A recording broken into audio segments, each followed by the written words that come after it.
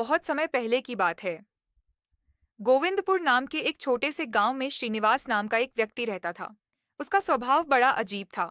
एक तरफ वो श्री कृष्ण का अनन्य भक्त था और दूसरी ओर इतना कंजूस कि एक कौड़ी भी बेवजह खर्च करना उसे मंजूर नहीं था। श्रीनिवास रोज सुबह सूरज उगने से पहले उठता, ठंडे पानी से स्नान करता और फिर अपने छोटे से पूजा घर में बैठकर घंटों कृष्ण का नाम जपता।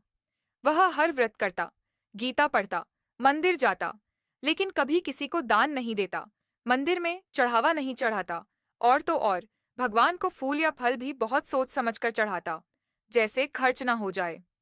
गांव वाले उसकी भक्ति देखकर हैरान रहते, पर उसकी कंजूसी पर हंसी भी उड़ाते। एक दिन एक बुजुर्ग ने मजाक में कहा, श्रीनिवास, कृष्ण जी को एक केला चढ़ा दो, इतनी भक्ति कर रहे हो, कुछ तो खर्चा करो। श्रीनिवास हंसते हुए बोला, कृष्ण को फलों की क्या जरूरत है, वो तो अंतर्यामी है, उन्हें मेरे प्रेम से ही तृप्ति मिलती है। यह बात द्वारका में बैठे श्री कृष्ण ने भी सुन ली। मुस्कुराए और बोले, यह भक्त सच्चा है, पर अभी अधूरा है। इसे सिखाना पड़ेगा कि सच्चा प्रेम क्या होता है, जहाँ मोल भाव नहीं होता। और उसी शाम श्री कृष्ण एक गरीब बांसुरी वाले का रूप धरकर गोविंदपुर पहुंचे। उनके चेहरे पर तेज था, पर कपड़े साधारण। उन्होंने श्रीनिवास के घर जाकर आवाज लगाई, भैया, बांसुरी ले लो, 2 दिन से भूखा हूं, कुछ कमाई नहीं हुई, भगवान के नाम पर कुछ ले लो।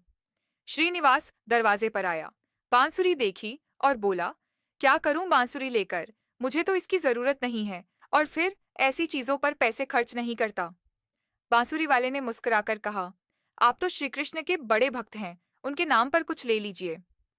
श्रीनिवास थोड़ा झिझका, फिर बोला, ठीक है, सबसे सस्ती वाली दे दो, और हाँ, आधे पैसे ही मिलेंगे। बांसुरी वाले ने बांसुरी थमाई और धीरे से कहा, अगर खुद श्री कृष्ण तुमसे कुछ मांगे तो भी क्या तुम यूं ही सौदा करोगे? श्रीनिवास चौंक गया। उसने ध्यान से देखा और उसकी आंखें फटी रह गईं। सामने वही बांसुरी वाला अब श्री कृष्ण के रूप में खड़ा था, पीतांबर पहने, सिर पर मोरपंख और हाथ में बांसुरी। श्रीनिवास के पैरों तले जमीन खिसक गई। वह तुरंत चरणों में गिर पड़ा, आंखों में आंसू भर आए। प्रभु, मुझे क्षमा कीजिए, मैंने तो कभी सोचा भी नहीं था कि मैं अपनी भक्ति में भी कंजूसी कर रहा हूँ। श्री कृष्ण ने उसे उठाया और बोले, भक्ति में हिसाब नहीं होता। श्रीनिवास, जब प्रेम सच्चा हो तो दिल खुला होता है, जैसे गोपियों का था, सुदामा का था। उस दिन से श्रीनिवास का जीवन ही बदल गया। वह अब भी सादा जीवन जीता, लेकिन अब किसी भूखे को खाली नहीं लौटाता, मंदिर में श्रद्धा से अर्पण करता और सबसे बढ़कर अपने प्रेम को बांटता, बिना किसी मोल भाव के। गांव वाले कहते, अब श्रीनिवास केवल भक्त नहीं, कृष्ण का अपना बन गया है।